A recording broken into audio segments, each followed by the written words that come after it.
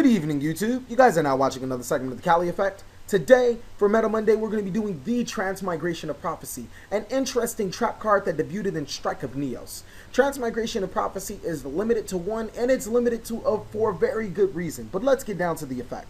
Select 2 cards from the graveyard and shuffle them into the owner's decks. Now, there's something that I've always said about cards with one lining of text, basically a couple of words. Those are some of the most broken cards in this game. It's normally these type of cards, and we have to pay attention the most to these type of cards. But shuffling 2 cards from either player's graveyard to their decks might not seem like much. Overall, it does seem like a meh card, but it becomes one of the most crucial cards and critical cards to this game. Mainly because a lot of decks are graveyard reliant, and Transmigration with Prophecy not only A, recycles those needed cards from your deck or from your graveyard back to the deck, B, it disrupts your opponent's graveyard. For example, if my opponent wanted to call it a Haunted and Arc Lord Christia back, well, Transmigration of Prophecy really does ruin that day. Getting rid of the targeted card and making my opponent have a dead Caller Hunter on field is crucial. Now, not only that, Transmigration of Prophecy is good disruption for decks like Zombies, Light Sworns, and all of those things in between.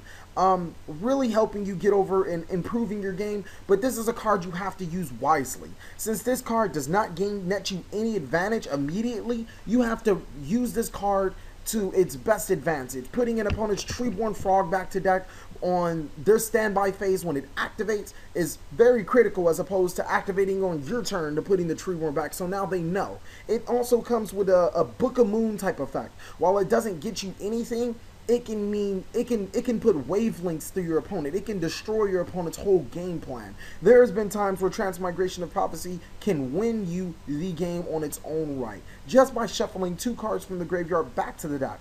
A really good deck that I would like to say that Transmigration of Prophecy goes into is Agents, and I think they do prime in decks like Agents and Prophecies. The reason why Agents is because, first of all, you get to put the Shine Balls back to your deck. Any of your tour guides you mill off a Card Trooper, they get to go back to your deck.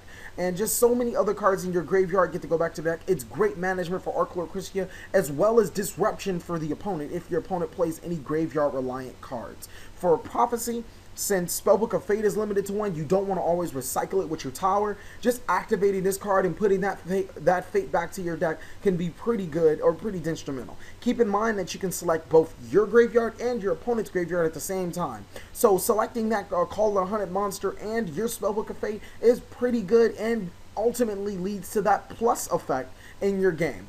Thank you guys for watching another segment of the TheCaliEffect. Please like, comment, subscribe, but most of all, enjoy.